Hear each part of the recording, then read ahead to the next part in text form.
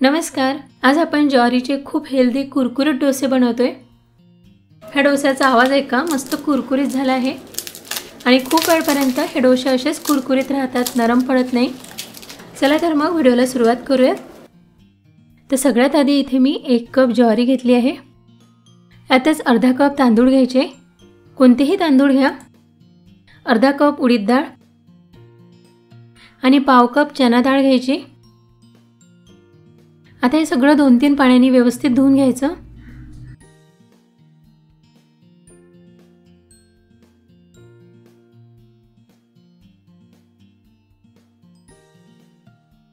तर 2-3 पाण्याने मी हे व्यवस्थित धुवून घेतलं। आता यात अर्धा चमचा मेथीदाणे घालायचे आणि यात पाणी घालून हे रात्रभर भिजत ठेवायचं। पाणी भरपूर घालायचं। हे तुम्ही आदल्या दिवशी सकाळीच भिजत ठेवा, म्हणजे रात्रीपर्यंत हे व्यवस्थित भिजते। बघा आता हे संध्याकाळपर्यंत व्यवस्थित भिजलं आहे। डाळ सुद्धा व्यवस्थित भिजली आहे। आता ही डाळ मिक्सरमधून अगदी बारीक वाटून घ्यायची, पण यावरचं जे हे पाणी आहे हे फेकून न देता मिक्सरमधून वाटताना हेच पाणी घालायचं। तर 2 बॅचेसमध्ये डाळ मी थोडी मिक्सरमधून वाटून घेते। डाळ वाटताना थोडंच पाणी घाला, खूप पातळ मिश्रण करायचं नाही। तर 2 बॅचेसमध्ये मी हे थोडं मिक्सरमधून अगदी बारीक वाटून घेतलं आहे। बॅटर मिक्सरमधून काढल्यानंतर असं मोठ्या भांड्यात ठेवायचं। आता यावर झाकण ठेवायचं आणि रात्रभर हे पीठ फर्मेंट होऊ द्यायचं। आता आपण दुसऱ्या दिवशी सकाळी पाहूया। बघा हे छान फर्मेंट झालं आहे, यावर जाडी छान पडली आहे।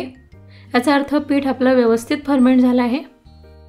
आता हे चमच्याने असं हलक्या हाताने मिसळून घ्यायचं, खूप फेटायचं नाही। आणि यात 1 चमचा मीठ टाकायचं। मीठ सुद्धा असंच हलक्या हाताने मिक्स करून घ्या। हे बॅटर जर थोडं घट्ट वाटत असेल तर यात थोडं पाणी घाला। आता आपण याचे डोसे बनवून घेऊयात।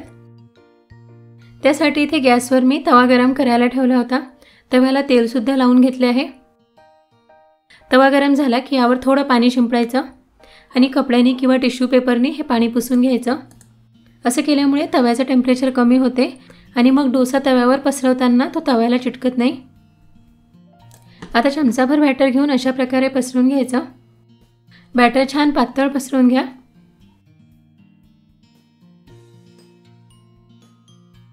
आता 1 मिनिट डोसा वरून सुकू द्यायचा।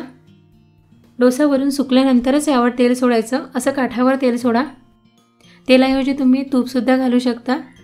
आणि आता छान गोल्डन ब्राऊन रंग येईपर्यंत हा डोसा भाजून घ्यायचा। ह्या पिठाची तुम्ही उत्तप्पा किंवा इडल्या सुद्धा बनवू शकता।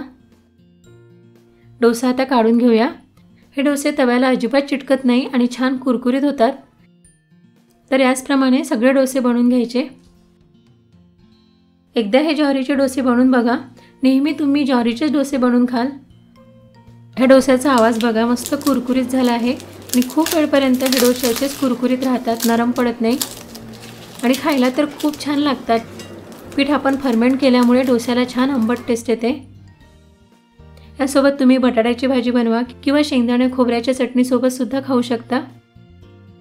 आणि आजचा हा व्हिडिओ तुम्हाला आवडला असेल तर प्लीज लाईक करा, शेअर करा, त्याचसोबत आपल्या चॅनलला सुद्धा सबस्क्राईब करा।